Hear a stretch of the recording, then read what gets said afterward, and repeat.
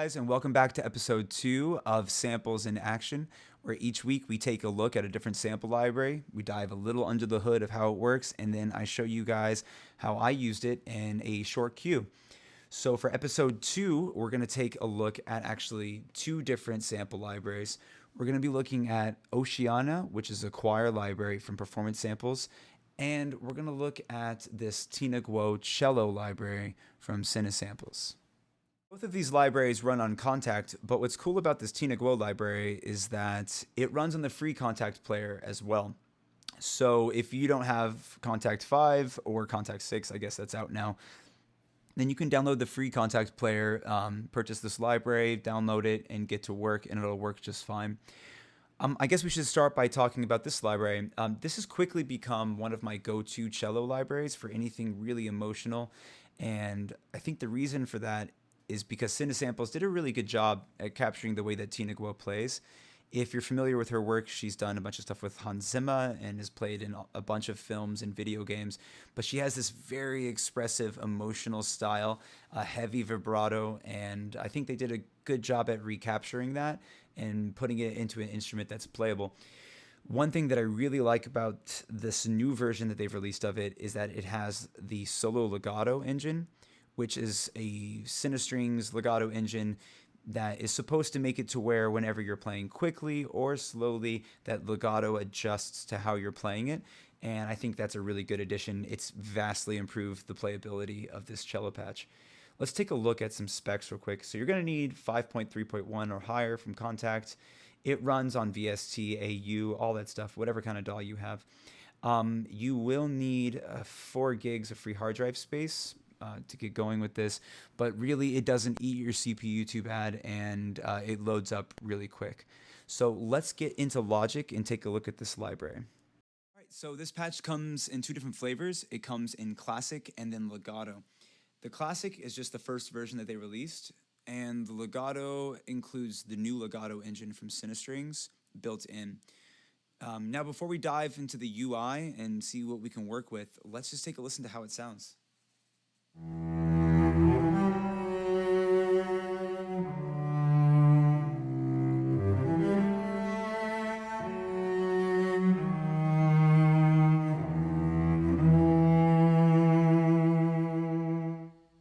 So as you can hear, a very emotional sound, a very forward sound, and for $99, that's a pretty convincing cello to me. So let's take a look at what we have here. On this UI, we have the main and the effects. We'll talk about the effects in a second, but let's just look at the main. You can select between legato or sustain. I really don't use sustain much because she plays with such a, characterized emotional way that a lot of these notes have too much character to blend, but you can still make it work.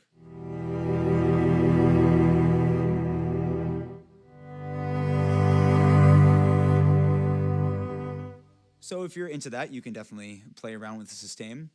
Now here we have the legato engine. Now you can control the speed and the intensity and how the legato is reacting to you. Notice that when I play, you'll see that it's cycling through different parameters of the speed and the intensity depending on how I'm playing. So if I'm playing very slow,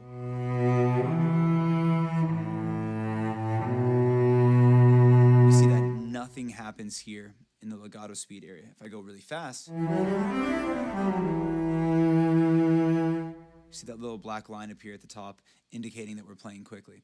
Now, if you want to get like really into the nuts and bolts here, you can MIDI CC, you can automate both of these things to kind of better reflect how you're playing. You have 2 different mix options. You got Tim's mix, which I guess is the sound engineer for this, and then you have the raw mix. So here's Tim's mix. And the raw. You can play around with that to your liking. We also have stereo width and reverb. Now, usually on samples that I get, I'll just kill the reverb and use something else. But let's just play around with that right now. Sorry, some buffering. Now, even without any reverb, I just turned this bone dry. You can still hear a little bit of the room. that's okay. But I usually like it to be a little bit drier, so whenever I'm working, I can control how much reverb is there. Then you also have stereo width, so if you want a really, really narrow width,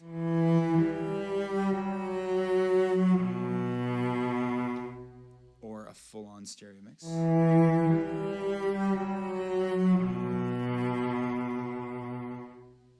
Yeah, so a lot of option and variety there. Let's go ahead and turn that back down a little bit. Now, what's cool about this effects page is that they have a bunch of different FX presets. One negative thing I find is that I have to turn down the patch considerably because all of these are really loud. They kind of like crush it to bits with the compressor, and but you can get some really good tone out of this. So let's look at dry warmth.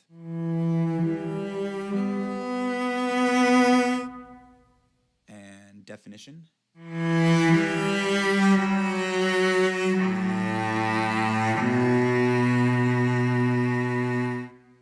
Kind of a very hi-fi, icy sound.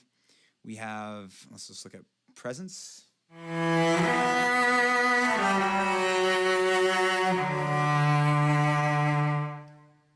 And then we get into some more experimental types of effects. For example, suspended pads.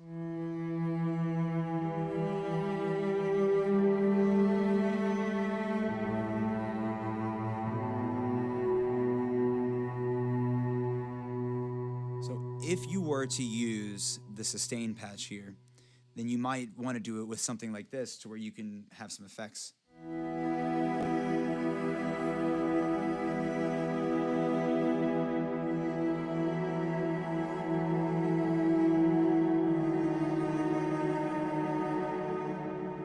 So that one's kind of cool. Let's look at star trails. This one's kind of fun.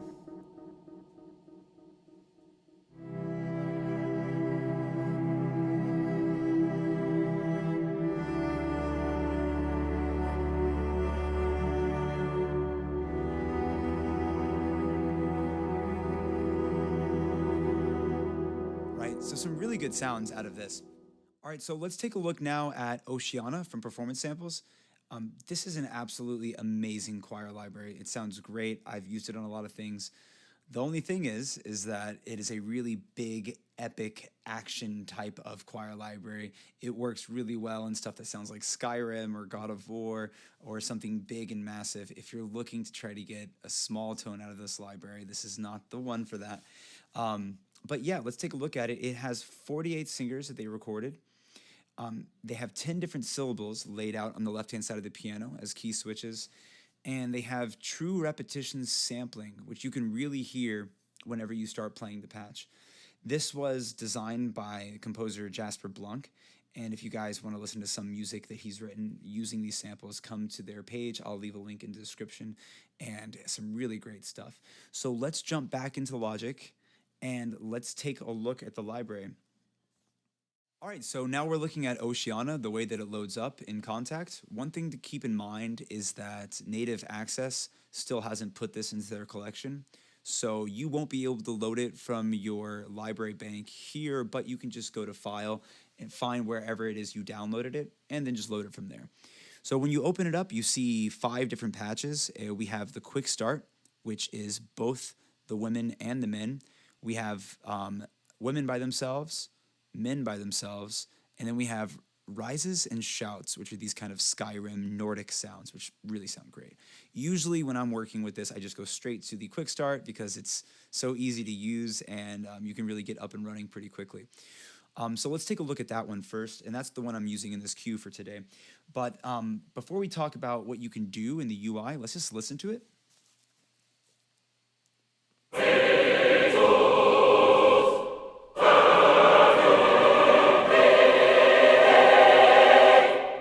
Right? This is epically massive sound. One thing you might notice is that the key switches are moving as I play. So if I were to play short and just go through them as quickly as possible, you can see they just kind of cycle through. And whenever you allow that to happen, it sounds pretty natural, and you don't really have to do too much. But of course, you can specify which notes you really want. For example, if I just wanted this,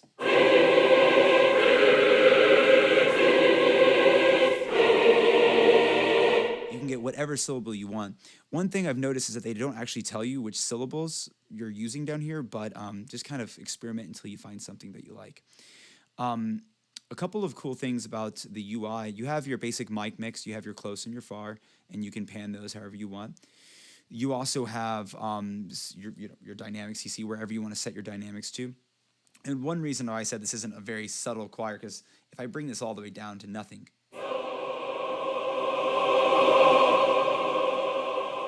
it's not an Eric Whitacre type of sound. It's still a very massive, aggressive sound, which is what this library is designed for.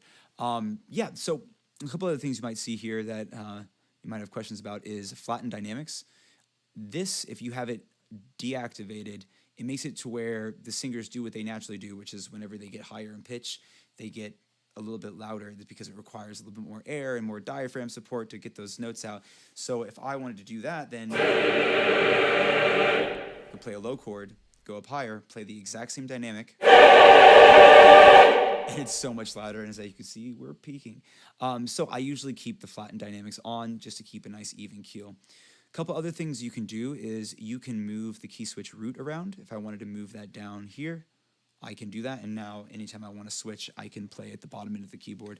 I typically like to keep it up here because I have a smaller keyboard, and it works better for me. But yeah, so that's the multi-patch. Let's really quickly take a look at the min rises. All right, so we have the rises loaded up, and let's take a listen to what that sounds like.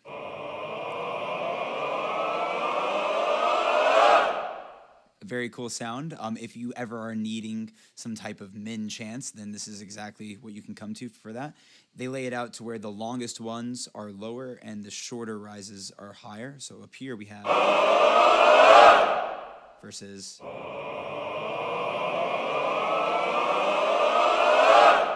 very good. And that's the rises. Let's look at the shouts now. These are broken up into several different categories. So we have those. And then we have slightly softer up here. Even softer. And then these guys are pretty much like whispers.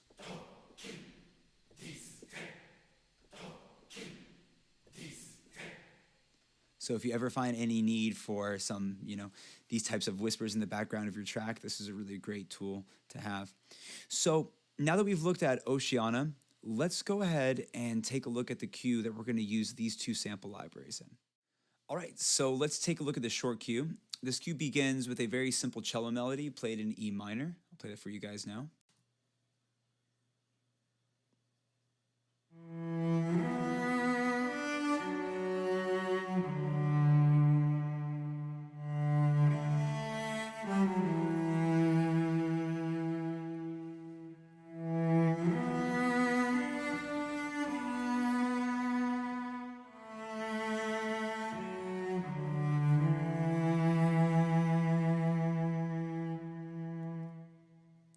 Very good. And that is supported over here by our long strings and our brass. These are both from Spitfire Albion 1. Let's take a listen to that now.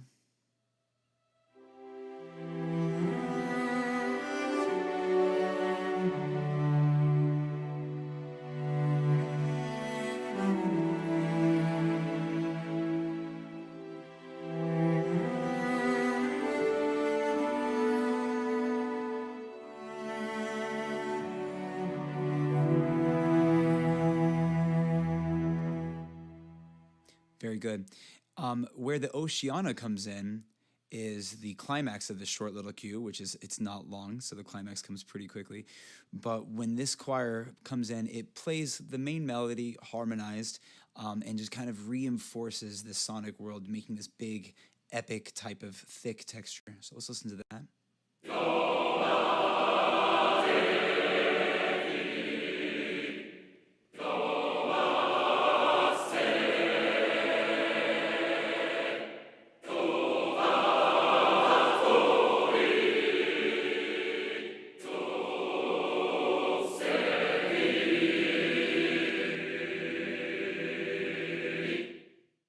All right, let's listen to that line again, and this time let's look at how these key switches down here are affecting the syllable that we're hearing coming out of the library.